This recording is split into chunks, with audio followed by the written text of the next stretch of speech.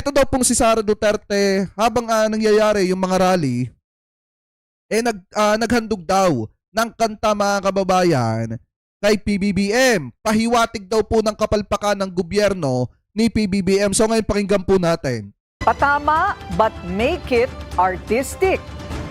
Tila yan ang tema ng regalong kanta ni VP Sara sa dating katambal na si PBBM. At ang lyrics, pahiwatig umano sa kapalpakan ng gobyerno. Narito ang agenda report ni Joan Manalo.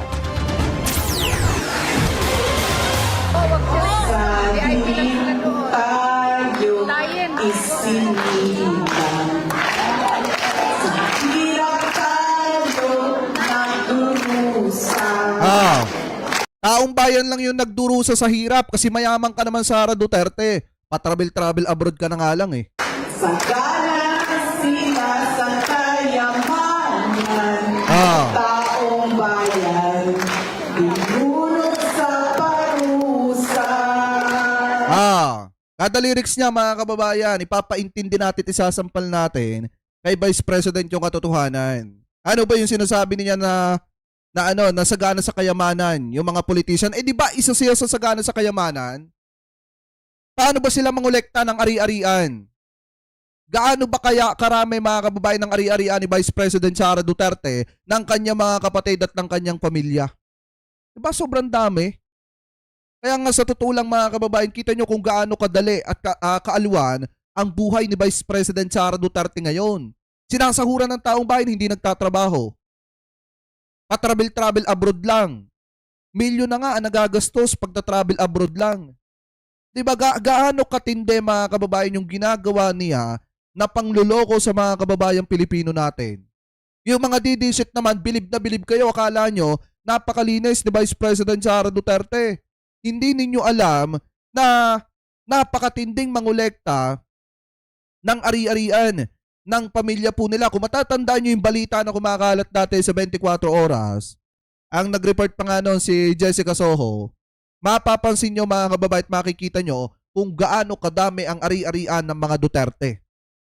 Partida, wala pang gaanong trabaho noon si Vice President. Kasi kung sasabihin na lawyer po siya, and then nagpa-practice siya, hindi siya makakabili ng nasa 40 na ari-arian mga kababayan. Mukhang malabo yan. O kaya 15 na ari-arian. So kung ganun karami ang ari-arian po nila mga kababayan, nung mayor pa lamang etong si Digong, di lalo na nung naging presidente.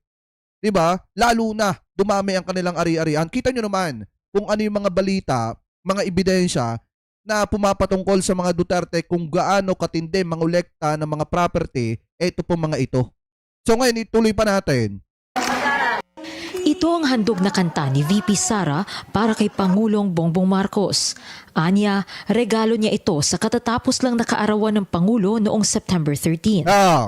Sinulat ko ito na mga 2.5 weeks. Baliwang putik, no? Sa birthday. Kasi sinulat ko pa siya na ulit pa hanggang nabuo siya ng maayos.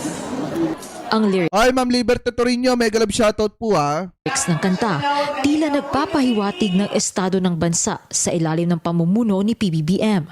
Kami ay apoy na hindi mapatay, hakbang ng matapang, sabay-sabay sigaw ng bayan, lumaban na mga sakim. Hinawit ito Lumaban na daw ang taong bayan. Sabi ni Sara Duterte. Eh di dapat ang una niyong singilin si Sara Duterte. At saka etong si Pulong. Kaya binabaha ang Davao City kasi yung mga taga Davao City, pumapayag kasi kayong under ng mga yan. Dapat ang gawin ninyo, kayo mismo ang maging boses dyan. Kasi biruin nyo 51 billion saan dinala? Saan napunta? Bakit binabaha pa rin kayo? Di ba kayo nag-iisip? Di nyo ba naiisip yan? Ganyan ang ginagawa sa inyo. Harap-harapan kayong pinagmumukhang mga uto-uto. Tinatanga kayo ng harap-harapan. Okay lang sa inyo yan. Diba?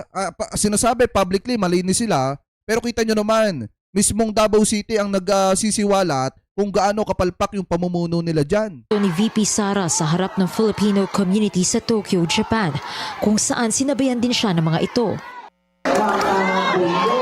Napangako palasyong ibinatong sa ating buto. Di men itinago sa kasinungalingan. Hayaan natin pinagpalit. OFW Saudi. Ayan, tula para sa sarili niya. Kaya nga po di ba? Sobrang tinding pa nga to. Paninira sa presidente pero yung tinatamaan sa sarili niya. Kasi unang-una, ilang taon na ba si Sara Duterteng vice-presidente? May nagawa na ba yan? May trabaho na ba yan? Ano ba pinaggagawa niya? Ano ba tinrabaho niya? Nung hawak niya ang Department of Education, yung DepEd. Diba bumaba ng matindi yung antas ng edukasyon dito po sa Pilipinas. May mga sinimulan siyang proyekto pero hindi niya po natapos. Ano yung pinagmamalaki nila lagi? Yung libreng sakay lang. Yun lang ang ligasiya daw ni Sara Duterte na kinopya pa sa mga magulang ni PBBM. Tapos ano pa yung pinakamatindi mga kababayan? Ang galing-galing magsalita ng kasiraan ni PBBM pero lahat tumatama sa kasiraan ng kanyang tatay at kasiraan niya. Kasi wala pa naman si Sara Duterte na solid na ligasiya bilang pangalawang Pangulo ng Republika ng Pilipinas. Ang laki-laki ng pondo na nakukuha niya pero hanggang ngayon wala pang maipagmalaki yung mga didisit na nagawa ni Sara Duterte na pwede mga kababayang sabihin na yan yung ligasiya niya. At muli niya rin itong O sabi dito, Jake sabi pinagtabuyan siya sa Japan. Totoo ba? May mga nagsasabi nga po pero wala pa tayong nakikitang video. Tol, kwento yung meeting natin sa Intel noong 20 about sa rally. sa pagpunta niya naman sa Lagi. Filipino community sa Nagoya. Dahil sa totoo lang mga kababayan ganito kasi yan. Kaya kung makikita nyo, habang natutulog kasi ako, may napanaginipan nga ako na na di umano, may mga nagfinance nga ng rally na yan. The same time mga kababayan, may mga kumakalat nga na balita ayon sa mga netizen na sininong daw yung isa sa nagfinance mga kababayan nung rally. Di umano nung rally, kaya kung makikita nyo, nandiyan sa mga meeting, yung kalbo, at yung dating congressman at may isa pa nakasama, hindi ko lang matandaan kung sino. Pero mga kababayan, ang isa sa nagfinance po niyan, sininong daw, sininong. Hindi siya tapat sa kanyang mga dapat gawin. Unang-una, hindi na nga niya alam kung ano gagawin. Kinumpara niya rin ang pag-aresto sa kanyang ama na si FPRRD sa pagpapauwi kay Ako Bicol Portales Representative Saldico, na dawit din sa flood control scandal. Bakit hindi nila mapabalik si Saldico sa Pilipinas? At bakit hindi nila magawang ipasok sa detention unit ng House of Representatives si Martin Romualdez? Eto si Sara Duterte, huwag ka mag-alala, darating tayo dyan. Magsasama-sama kayo doon. Huwag ka mag-alala, darating tayo dyan, Vice President Sara Duterte. Tandaan mo to, Vice President Sara Duterte, pag natapos ang investigasyon sa maanumalyang flood control, napapanagot lahat yan, yung mga kasangkot dyan, lahat ng mga politikong nakinabang, ikaw na ang susunod. Maniwala ka, ikaw na ang susunod, Vice President. Kasi unang-una may pananagutan din po kayo, baka nakakalimutan nyo. Matatanda ang binawi na ng Kamara ang Travel Authority ni Ko na nasa Amerika umano para sa medical treatment. Pag-uusapan natin pag-usapan ng leadership, especially yung share ng ethics, kung ano pa yung mga pwedeng gawin para matiyak natin na makauwi si Congressman Saldico.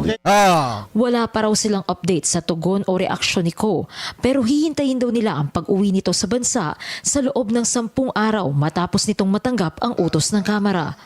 Para sa Agenda, Joan Manalo, Billionaire News Channel. Ayan, tandaan mo Vice President Sara Duterte, pag natapos ang investigasyon ng flood control, ikaw na susunod. dapat maimbestigahan ka. Dapat maimbestigahan ka. Kasi unang-una yung impeachment mo, ano yan? Hinihintay ng taong bayan yan. Sabik na ang mamamayang Pilipino na makita ka na umupo.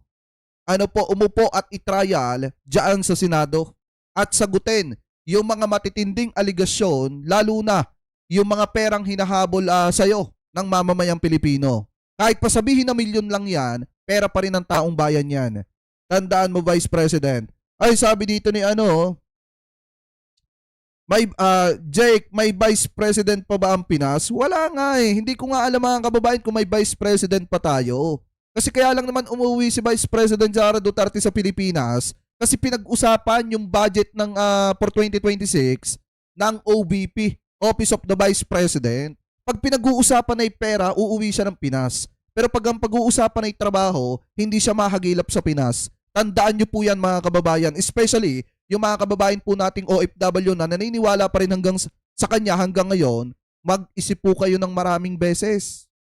Kung tinulungan lang sana niya ang presidente, siya nga mismo nagsabi, may idea siya kung paano pababain ng bigas pero hindi niya sasabihin sa presidente mga kababayan. Yan ba ay trabaho ng vice president? Diba? Kung may malasakit talaga yung vice president natin na yan, dapat tutulungan niya ng presidente. Kaso ano yung ginawa niya? Ipinaubaya niya kay PBBM yung trabaho na dapat ay tinutulungan niya. Tapos ang pinakamasaklap dito, binabatikos niya pa ang presidente. Pagkatapos niya pabayaan na mag-isa yung presidente na hinaharap ang problemang iniwan ng kanyang ama. So ngayon, mga kababayan, kung kayo ang tatanungin, dapat lang ba mga kababayan na pagkatapos ng investigasyon sa maanumalyang flood control, sumunod na maimbestigahan? Ito pong si Vice President Sara Duterte patungkol po sa maanumalyang pera na hinahanap sa kanya ng taong bayan kung saan napunta. So comment below na lamang po mga kababayan kung ano po ang masasabi nyo hingil po dyan sa mga topic na yan na tinalakay po natin.